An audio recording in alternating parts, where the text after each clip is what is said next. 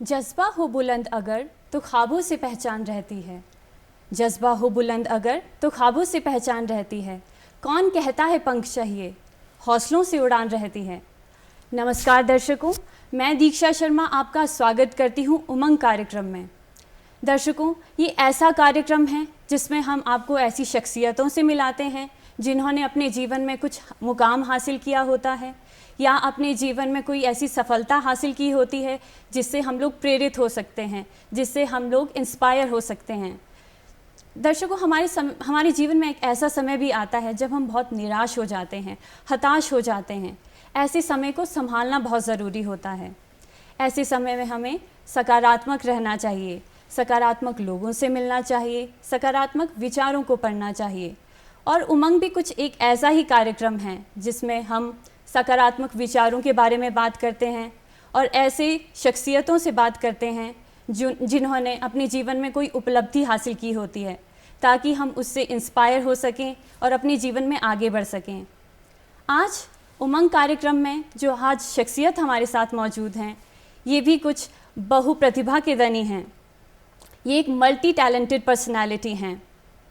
इन्होंने छोटी सी उम्र में न जाने कितनी उपलब्धियां हासिल कर ली हैं। चलिए, मैं बहुत समय ना लेते हुए आपको मिलवाती हूँ काव्यांश हरनोट से। ये 9वीं कक्षा के छात्र हैं। काव्यांश, आपका हमारे शो में बहुत बहुत स्वागत है। Thank you ma'am, thank you. Kavyansh, कैसे हैं आप? मैम मौसम मैं बहुत बढ़िया हूँ और यहाँ के तो और अच्छा लग रहा है आज। चलिए काव्यांश, थोड़ा अपने बारे में बताइए। आप मूलतः कहाँ के रहने वाले हैं? मैम मैं रहता हूँ जमोग में, वो तत्तापानी के रीजन में आता है, वो मेरा विलेज है। और वैसे अभी लोकली तो मैं अभी शिमला में ही रहता हूँ। अच्छा, हाँ जी। तो आपको कभी गांव जाने का समय मिलता है? हाँ जी मैम, जब भी ऐसे आजकल छुट्टियाँ तो हुई हमारी गए थे स्कूल की तरफ से। अच्छा, तो मैं जाता हूँ, अपने नानू नानी से मिलता हूँ, दादा दादी से मिलता हूँ, तो टाइम स्पेंड करके बहुत अच्छा लगता है उनके साथ भी। अच्छा, अगर हम आपको कहें कि आपको एक महीना पूरा सिटी लाइफ में रहना है या एक महीना पूरा आपको विलेज लाइफ में रहना है, तो आप किसको प्रेफर करेंगी कि आप कौन सी लाइफ ज़्यादा इंजॉय करते हैं? मैम अगर 1 मंथ की बात है तो I will prefer my village only. मैं अच्छा। गांव की बात करूंगा क्योंकि मैम ऐसे सिटी लाइफ में तो आजकल लोग बहुत बिजी रहते हैं। पॉल्यूशन हाँ बहुत जी, हाँ है। जी, पॉल्यूशन बहुत है और बहुत भागदौड़ वाली ज़िंदगी है आजकल। तो अगर हम जैसे मैं भी लास्ट ईयर 2-3 मंथ्स के लिए अपने गांव में था, तो इतना अच्छी फीलिंग आई थी, मतलब अपने दादू दादी के साथ था, तो बहुत ही मतलब पॉजिटिव सी फीलिंग आती है गाँव में रह के। फ्रेश फ्रूट्स होते हैं, हाँ फ्रेश जी, हाँ जी। वेजिटेबल होती है हाँ जी, हाँ और जी, हाँ जी। एनिमल्स होते हाँ हैं। जी। तो कैसे टाइम स्पेंड करते हैं आप जब विलेज में जाते हैं तो? मैम विलेज में मेरा रूटीन ये होता है कि विलेज में हमने अपने घर के साथ ही हमारे बहुत सारे फार्म्स भी है। अच्छा। तो मैं अपने फादर के साथ कभी भी गांव जाता हूँ तो हमारे ये होता है कि हम अर्ली मॉर्निंग ही उठ के सुबह 7 या 8, क्योंकि उस टाइम पे तो मतलब बहुत मतलब ठंडा होता है उस टाइम पे, तो हम जाते हैं अपने खेतों में, जाते हैं मतलब पौधे वगैरह से चेक करते हैं पूरा कैसे है। तो उस टाइम पे बहुत अच्छा लगता है, जैसे फ्रेशनेस हमें सुबह उठ के नहीं मिलती यहाँ पे सिटी में, सिटी में तो वैसी वहाँ की जो मतलब ठंडी हवा होती है, वहाँ उठ के बहुत ही मतलब पावर और एक एक्टिवनेस सी आती है बहुत ही सुबह सुबह उठ आप के। बिल्कुल रिजुवनेट हो जाते हो हाँ जी, हाँ अपनी जी। सिटी लाइफ को हाँ जी। बैटल करने के लिए। हाँ जी मैम। चलिए, आपसे थोड़ा जानना चाहेंगे आपकी हॉबीज़ क्या क्या हैं, आप किस तरह के शौक रखते हैं? मैम मेरी हॉबीज़ है acting, dancing, cycling and ma'am acting, dancing, cycling तो मेरी मेन हॉबीज़ हैं। साथ ही साथ मैं और भी हॉबीज़ करता हूँ, पर ये 3 मेरी मेन हॉबीज़ हैं। अच्छा, तो आपकी ये जो हॉबीज़ हैं ये बड़ी डाइवर्स तरह की है। हमें ऐसा मोस्ट प्रोबेबली सुनने को नहीं मिलता है कि साइकिलिंग भी है, एक्टिंग भी है और शायद आपने कहा ताइक्वांडो भी है। Yes ma'am. तो इतनी सारी डाइवर्स आपको जो हॉबीज़ डेवलप करने का टाइम कैसे मिलता है? मैम अभी जैसे कि मैंने ये चीज़ नोटिस करी है कि आजकल के जो बच्चे हैं वो आजकल ज़्यादातर मतलब वो ऐसा है कि ऑनलाइन ही हाँ जी, ज़्यादा। ऑनलाइन ही ज़्यादा रहते हैं। तो इसी चीज़ को मैंने देखकर ट्राई करा है कि जैसे मैं भी एक टाइम पे ऑनलाइन में मतलब जैसे हमें अभी जैसे कि लॉकडाउन लग गया था, ऑनलाइन का मैं भी एक टाइप से शिकार हो गया था। तो मैंने सोचा कि क्यों ना ट्राई करते हैं, थोड़ा स्पोर्ट्स में जाते हैं। तो फिर उसी वजह से मैंने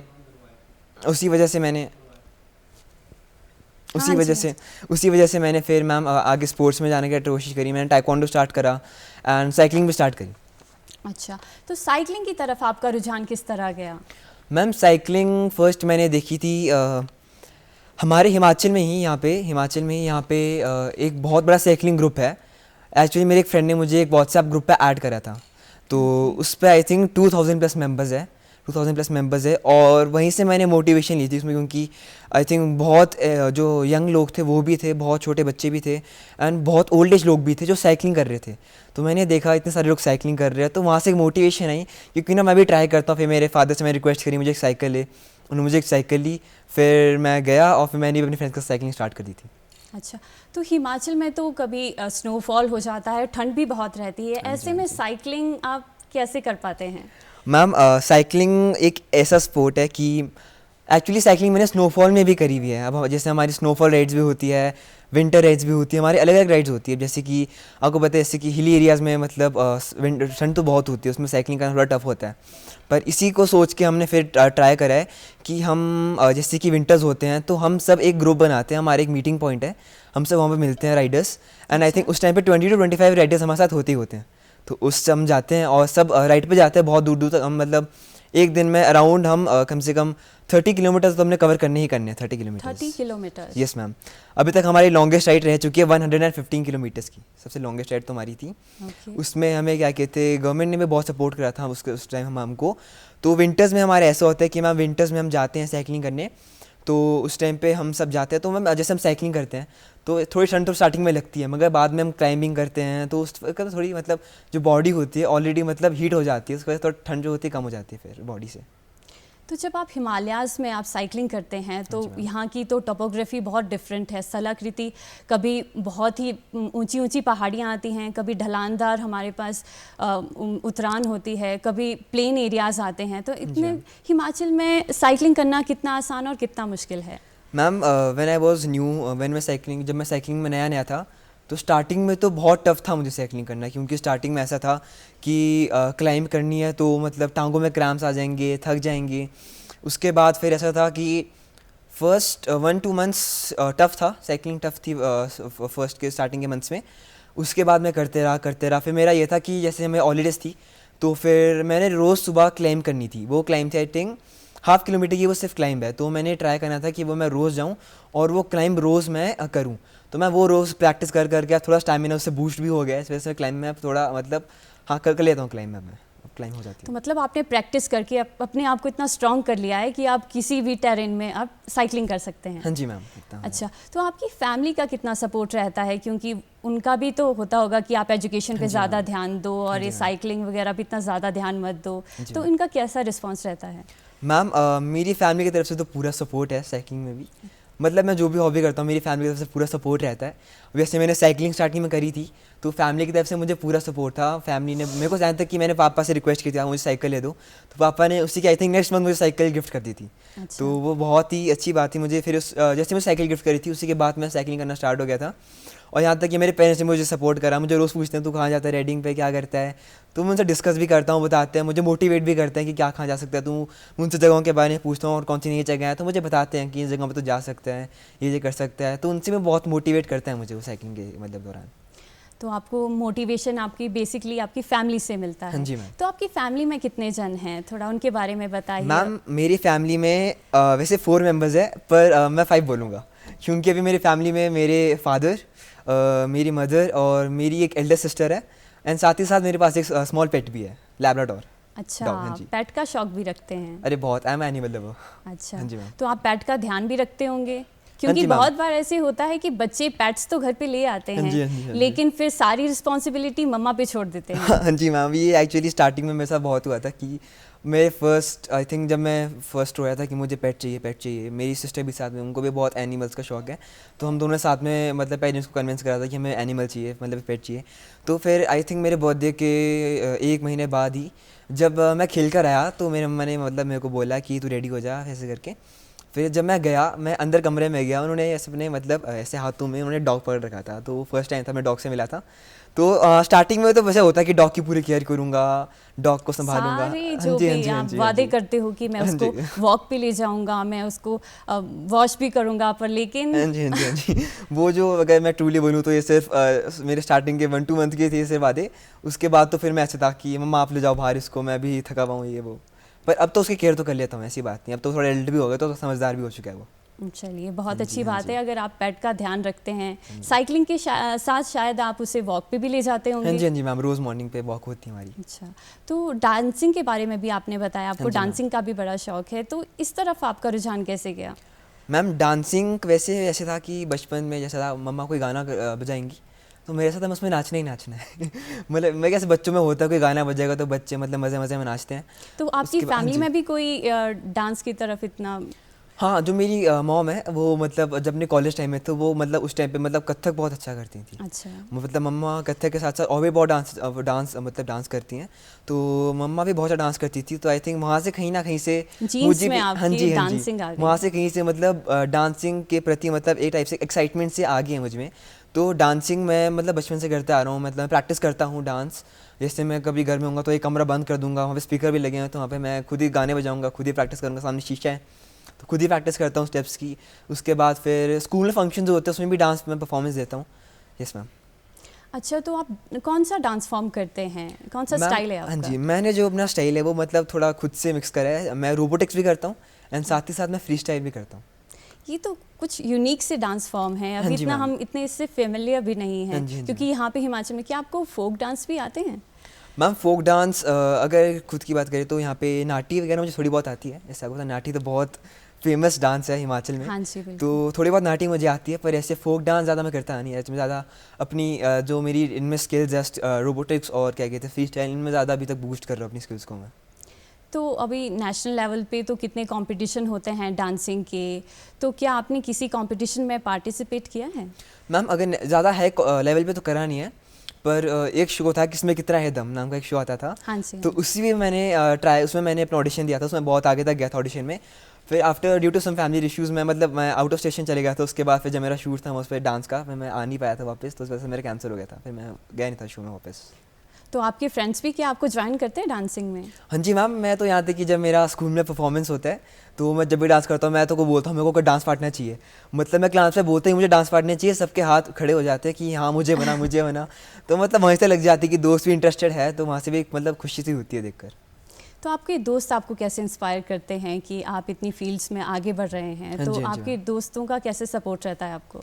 मैम मेरे दोस्तों वैसे मैं बोलूँ तो मेरे फ्रेंड्स जो है वो बहुत ही ज़्यादा अच्छे हैं। मतलब साथ ही साथ मजाक भी करेंगे, बेइज्जती भी करते हैं। वो तो अपने फ्रेंडशिप में होता ही होता है। साथ ही साथ मुझे मोटिवेट बहुत करते हैं, जैसे कि अब मैं लास्ट टाइम जैसे कि कभी मेरा कहीं कुछ काम होगा, मैं डांसिंग के जाऊँगा, साइकिलिंग के जाऊँगा, तो बोलेंगे ध्यान से जाइए ये करिए। उसके बाद मजाक भी कर लेंगे, हाँ देख लो तो गिरी हो मत, तेरे को साइकिलिंग आती नहीं है, ऐसे मजाक कर लेंगे।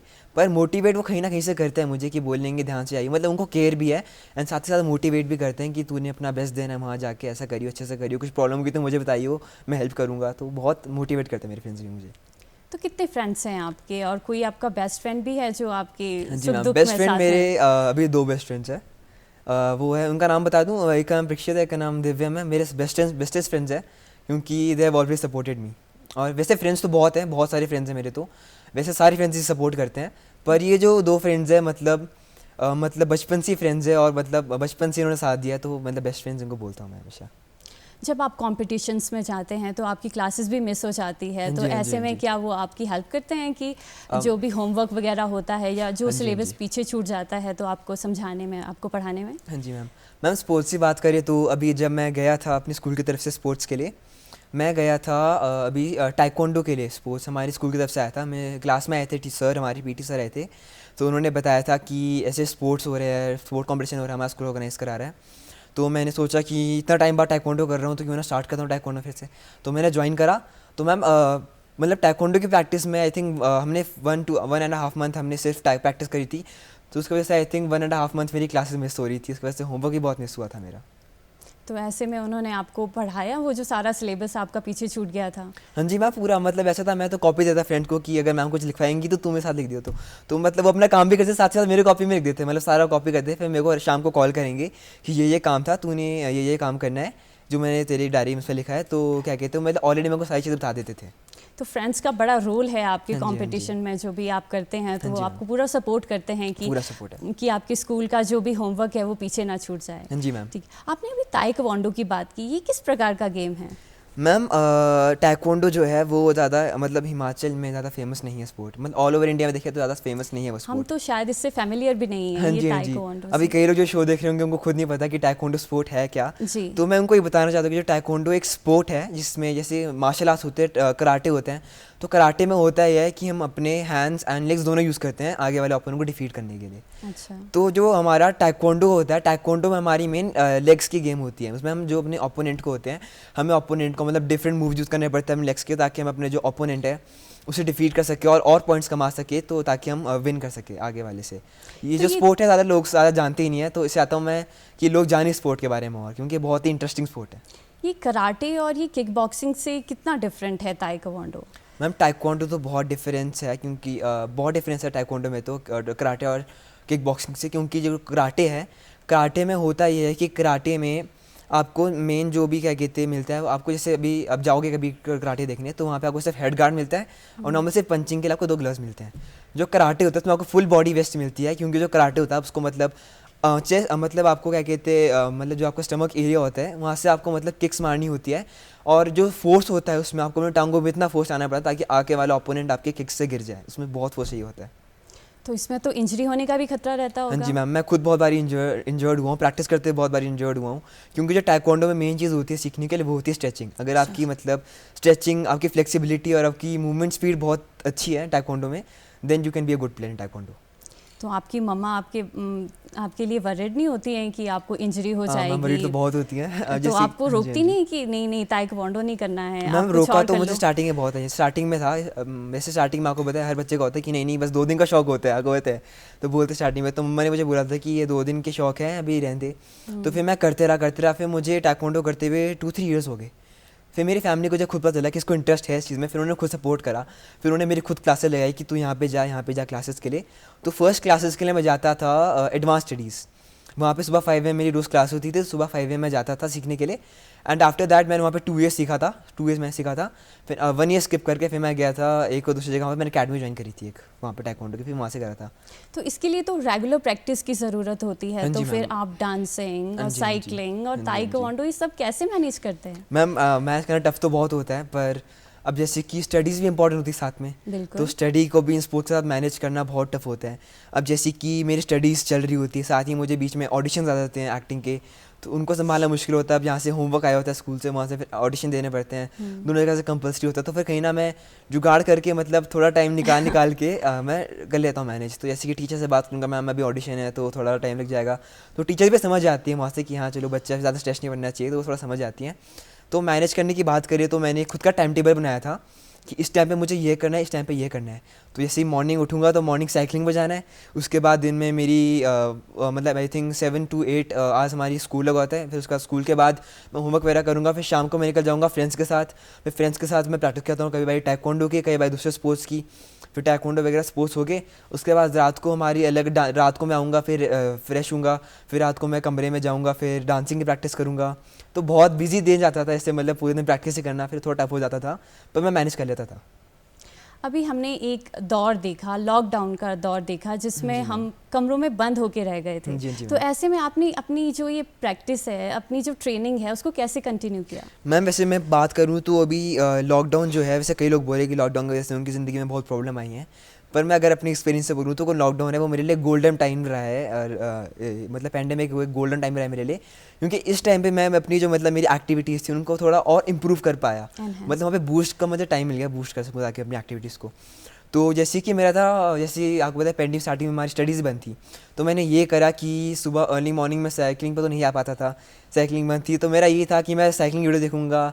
उसके बाद फिर मैं डांस सीखता था, डांस में तो बहुत बूस्ट हुआ था मैंने, डांस में घर में था, डांस साथ में करता था। उसके बाद मेरे क्या कहते हैं टाइकोंडो की बात होगी, तो टाइकोंडो के मेरे पास किकिंग पैड्स होते हैं जिस पर प्रैक्टिस करते हो, तो मैं अपने फादर के साथ रोज़ शाम को प्रैक्टिस करता था। जैसे कई बार फिर शाम को जैसे डॉग को वॉक पे ले जाना होता था, डॉग को फिर मैं रनिंग करता था, जॉगिंग वोगिंग साथ में करते थे हम थोड़ी देर के लिए बाहर ही आसपास में। उसके बाद वापस आना तो वैसे वार्म अप भी हो जाता है। मतलब उस टाइम मैंने अपनी इम्यूनिटी बहुत बूस्ट करी है लॉकडाउन में साथ ही साथ।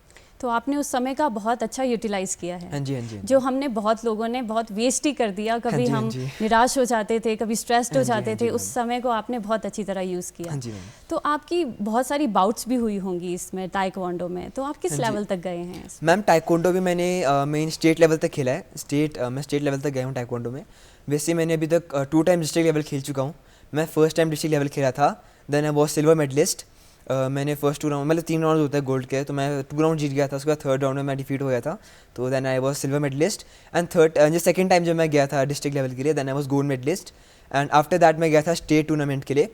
स्टेट टूर्नामेंट में मैं लाया था ब्राउन मेडल, क्योंकि उस टाइम मैं I was little injured, practice करते मैं इंजर्ड हो गया था। उसके वजह से मेरे को था कि नहीं खेलना तो पड़ेगा, स्टेट टूर्नामेंट प्रैक्टिस तो होना चली जाएगी, मतलब प्रैक्टिस तो फिर किसी काम की नहीं गई। तो मैं गया फिर टूर्नामेंट के लिए, तो स्टेट टूर्नामेंट थोड़ा टफ हो गया था मेरे लिए, क्योंकि उस टाइम मतलब हमीरपुर से बच्चे आए थे, बहुत जगह से बच्चे आए थे, तो मतलब इतने टैलेंटेड थे, मतलब मुझे लगा था कि नहीं इनके साथ तो भी कुछ नहीं हूँ, मतलब इतने अच्छे थे टैekwondo में। तो वहाँ से मेरे को थोड़ा मोटिवेशन और मिली उन बच्चों को देख के। फिर वहाँ पे मतलब बहुत स्ट्रॉन्ग थे वो बच्चे भी, तो उनको डिफीट करना मुश्किल था, पर मैंने मैनेज करा, 1-2 बच्चों को मैंने हराया, फिर उसके बाद ब्राउन मेडल आया।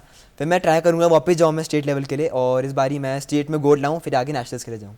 जी, हमारी बहुत बहुत शुभकामनाएं आपके Thank लिए, you, ma'am. आपकी Thank you, फ्यूचर ma'am. के लिए। Thank you ma'am. तो आपके टीचर्स का कैसे सपोर्ट रहता है? क्योंकि कई बार हाँ जी, हाँ जब जी। हमारे समय में टीचर्स होते थे तो वो बोलते थे कि आप एजुकेशन पे ज़्यादा फोकस करो, हाँ जी, हाँ एक्स्ट्रा जी। करिकुलर में इतना ज़्यादा जाने की ज़रूरत नहीं है। हाँ जी मैम। तो आपको टीचर्स कैसे सपोर्ट करते हैं आपके हाँ जी, इस मैम। कॉम्पिटिशन्स में और हाँ जी। इन? मैम बहुत लोग सोचते हैं कि टीचर्स जो होते हैं वो ज़्यादातर पढ़ाई के रिगार्डिंग ही होंगे, पढ़ाई करो पढ़ाई करो।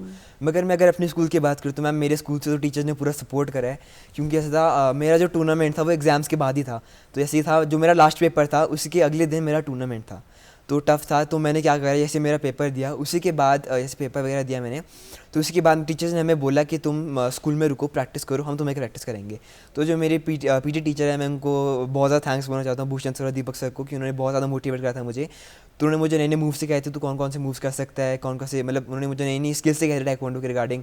और जब भी मैं प्रैक्टिस करता था, हर दूसरे मिनट बाद एक टीचर आती थी और पूछती थी, बेटा आपको चोट तो नहीं लगी, आप ठीक तो हो। मतलब वहीं से एक मतलब पता लग जाता है कि टीचर कितनी केयरिंग है, और मतलब वो है मतलब केयर करती है कि बच्चा ठीक रहे, आगे जाए, स्कूल का नाम भी रोशन करे। तो वो चीज़ बहुत अच्छी लगी मुझे अपने स्कूल के बारे में। और इसके लिए तो हम आपको भी दाद देते हैं, आप अपनी एजुकेशन को भी और अपनी जो भी शौक़ मैम। हैं उनको भी मैनेज ढंग से करते हाँ हो, जी तो मैम, इसके थैंक लिए यू। आपके लिए भी बहुत हम अप्रिशिएट करते हैं। आप एक्टिंग का भी शौक़ रखते हैं, हाँ जी तो मैम, एक्टिंग की एक्टिंग। तरफ आपका ये झुकाव कैसे हुआ? मैम एक्टिंग तो वैसे मैं चाहता हूँ कि मेरा जो लाइफ टाइम करियर है वो एक्टिंग में ही बने, मैं एक बहुत बड़ा स्टार बनूँ, जी। मेरा वही शौक़ है। तो मेरा एक्टिंग का करियर स्टार्ट यहाँ से हुआ था कि जो मेरे चाचू है वो जी। खुद एक एक्टर रह चुके हैं। अच्छा। जो मेरे चाचू हैं वो मुंबई में अभी वो प्रेजेंट मुंबई में हैं। उन्होंने बहुत सारी फिल्म्स कर रखी है, ऐड भी कर रखी है, यहाँ तक कि उन्होंने खुद भी 2-3 फिल्म्स अभी डायरेक्ट कर रखी है। तो मतलब वहाँ से मेरे को चाचू ने देखा, मैं चाचू को देखा, चाचू फिल्म करते हैं। उसके बाद तो मैंने चाचू से मोटिवेट हुआ अपने, कि चाचू अगर फिल्म कर रहे हैं तो मैं भी जाता हूँ फिल्म में, मतलब एक्टिंग में जाता हूँ। तो मेरे को चाचू ने खुद एक्टिंग टिप्स दी कि तू ये कर, ये कर। उसके बाद चाचू ने मुझे खुद मोटिवेट करा, लॉकडाउन में चाचू ने मोटिवेट करा। चाचू से मैं बात करता था फ़ोन पे, चाचू बताती थी कि शीशे के सामने जा, तू प्रैक्टिस कर, अपने एक्सप्रेशन पे काम कर, फेशियल एक्सरसाइजेस कर, ताकि तेरे जो क्या कहते हैं फेशियल एक्सप्रेशन है थोड़े और निखर के आए। तो उस टाइम पे बहुत क्या कहते हैं चाचू ने बहुत मोटिवेट किया, तो उनको मैं बहुत ज़्यादा थैंक्स करना चाहता हूँ, क्योंकि उनकी वजह से आई थिंक मैं एक्टिंग में इतना आगे तो गया हूँ अभी तक, जहाँ तक मैं सिर्फ चाचू की वजह से पॉसिबल हुआ। एक्टिंग में आप करियर बनाना चाहते हैं, तो ये तो हाँ जी, बहुत ही नॉन कन्वेंशनल है कि हाँ जी, एक्टिंग मैम। में इतना ज़्यादा बच्चे इंटरेस्ट भी नहीं लेते हैं, अगर इंटरेस्ट भी हाँ जी, लेते मैम। हैं तो फिर उनको इतना गाइडेंस नहीं मिल पाती है। हाँ जी, तो मैम। आपके पेरेंट्स का कैसा रोल रहता है कि जब हाँ जी, उन्हें मैम। कैसा लगा कि जब आपने बोला कि मुझे एक्टिंग में करियर बनाना है? Yes ma'am. मैं बोलूँ तो मेरी फैमिली की तरफ से मुझे पूरा सपोर्ट रहा है एक्टिंग में, क्योंकि मैं अगर एक बात बताऊँ, एक छोटा सा क्या कहते हैं किस्सा है, वो हुआ ये था कि जब मैं गया था मेरा एक शूट था, वो पालमपुर में था, मेरी फिल्म का शूट था, उस फिल्म का नाम था गुलाब। वो फिल्म मेरी हुई थी पालमपुर में शूट थी। तो मैं रहता हूँ शिमला में रहता हूँ, और पालमपुर था बहुत, तो आई थिंक 200 किलोमीटर तो यहाँ से बहुत दूर था पालमपुर। तो डायरेक्टर ने मैं बुलाया था अगले दिन ही मिलने के लिए, मतलब शाम को फ़ोन आया था और हमें अगले दिन सुबह ही मिलने जाना था। तो मेरे पापा ने, मेरे घर है, पापा ने बताया ऐसे डायरेक्टर को पसंद आया है, मतलब लुक्स पसंद आए हैं। तो मैं भी खुश था कि डायरेक्टर को पसंद आया। उसके बाद टफ था कि अगर शाम को निकलेंगे फिर अगले दिन सुबह पहुंचना, मतलब थकावट का भी काम था, एंड मतलब 200 किलोमीटर का रास्ता कवर करना is not easy at all. तो हमने फिर पापा उसी टाइम मुझे, मतलब पापा ने मैं सारा काम इंपॉर्टेंट काम छोड़ के मम्मा पापा मेरे साथ आए, एंड मुझे मतलब पालमपुर तक ले गए, इतने दूर तक। वहीं से लगता है कि मतलब वो भी मतलब चाहते हैं कि मैं जाऊँ इन चीज़ों में आ गए। तो मैं उनको भी बहुत ज़्यादा थैंक्स बोलना चाहता हूँ, क्योंकि उस टाइम पे अपने सारे इंपॉर्टेंट काम छोड़ के मुझे पालमपुर तक छोड़ने गए। उसके बाद हम पालमपुर से वापस आए, फिर 1 वीक लेटर हम फिर से पालमपुर गए थे जी। शूट के लिए, जब मेरा शूट स्टार्ट हुआ था। तो आपके पेरेंट्स का बहुत ज़्यादा रोल है आपकी जो सक्सेस है, जो आप इतना हाँ जी, मैम। सक्सेस को आगे बढ़ा पा रहे हैं, तो आपकी जी, फैमिली का बड़ा सपोर्ट रहता है। हाँ जी, थोड़ा मैम। अपना डेली रूटीन बताइए, हम यस मैम। थोड़ा जानना चाहिए। मैम डेली रूटीन मेरा ये है कि फ़र्स्ट मैम मैं आजकल तो जैसे स्कूल हॉलीडेज़ है, तो जैसे हॉलीडेज़ में अपना मतलब अपने स्किल्स को और बूस्ट करना चाहता हूँ। तो मैं फ़र्स्ट करूँगा ये कि जैसे मेरा अभी टाइम टेबल ये है कि मैं मॉर्निंग में उठता हूँ सुबह 7, अगर साइकिलिंग जाता हूँ सुबह 5। मेरे ऐसा रहता है कि एक दिन मैं जाऊँगा साइकिलिंग पे, देन 2 डेज स्किप करके मैं तीसरे दिन साइकिलिंग में जाऊँगा, मतलब चौथे दिन साइकिलिंग में जाऊँगा। तो फिर जैसे मैं साइकिलिंग के लिए जाता हूँ सुबह 5 AM उठता हूँ, फिर मेरी साइकिलिंग का रूटीन होता है 5 to 9 साइकिलिंग रूट मैं कवर करता हूँ पूरी अपनी। जी। उसके बाद तो आपका ये जो स्केड्यूल है बहुत ही डिफ़िकल्ट रहता है और आप इसको हाँ जी बहुत मैम। शिद्दत से निभाते हाँ हैं। जी मैम। तो हम जैसे कहते भी हैं कि हम लोग बोलते हैं कि फूल मिले हैं हमें विरासत में, पर उन्होंने जी। हमारा कांटों भरा बिस्तर नहीं देखा। तो हाँ जी आपके मैम। जो पीछे का वो स्ट्रगल है, जो परिश्रम हाँ जी है, मैम। हाँ जी मैम। उस पे लोगों का ध्यान नहीं जाता है, हमें सिर्फ सक्सेस दिखती है। हाँ तो जी उसके मैम। पीछे का जो ये आपने जो काम करते हैं, जो इतना स्ट्रेस डालते हैं, वो हमें अभी जानने को मिला। और जी मैम। आपके लिए हम शुभकामनाएं देते हैं, आपके जी मैम। उज्जवल भविष्य के लिए हम आपको शुभकामनाएं देना चाहते हैं। आप एक्टिंग करियर बनाइए और हम आपको एक बड़े पर्दे पे देखना चाहते Yes, हैं ma'am, भविष्य sure. में। इसके लिए आपको बहुत बहुत शुभकामनाएं Thank you, ma'am. और Thank you, बहुत ma'am. बहुत धन्यवाद आपका हमारे शो में आने के लिए। Thank you, ma'am. इसी के साथ दर्शकों, आपका बहुत बहुत धन्यवाद हमारे साथ जुड़ने के लिए। और उमंग कार्यक्रम में हम अगली बार दोबारा आपके साथ मुखातिब होंगे। तब तक के लिए मुझे दीजिए इजाज़त। नमस्कार।